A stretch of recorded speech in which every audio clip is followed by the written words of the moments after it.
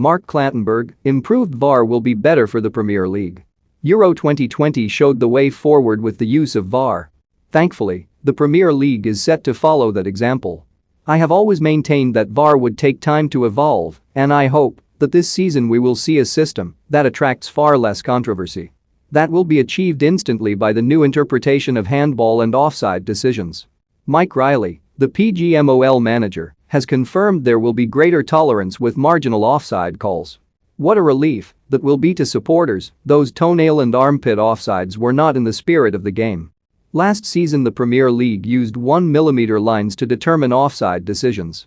Now, like in the Euros, thicker lines will be used, and, if the defensive and attacking lines are touching, it will be deemed onside. It is said this new method would have saved 19 disallowed goals last season. The benefit of doubt has been given back to the attacking team, and that is what everyone wants to see. At times, it felt like VAR was looking for a reason to disallow goals. That leads us to handball. What a mess this law has been over the past couple of seasons. Now, though, it has been tweaked to give the advantage back to the attacker.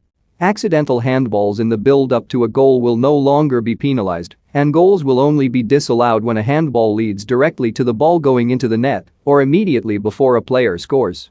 For example, when West Ham's Declan Rice accidentally handled before playing in Robert Snodgrass for a late equaliser that was disallowed at Sheffield United, that goal will now stand. There will still be inconsistencies and controversy because we cannot forget that human beings are operating the system. But I certainly think the frustration around offside and handball will be eased significantly.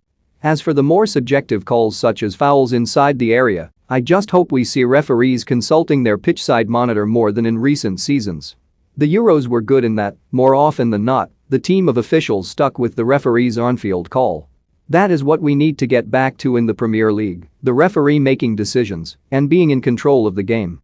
VAR should be a backup to help the referee, not to referee the game itself. This season will also see the introduction of 4 new referees into the Premier League. Among them is the Australian George Gillett, and I rate him highly. But the Premier League needs to blood younger referees because the likes of Mike Dean, Martin Atkinson and Andre Mariner will be retiring in the coming years.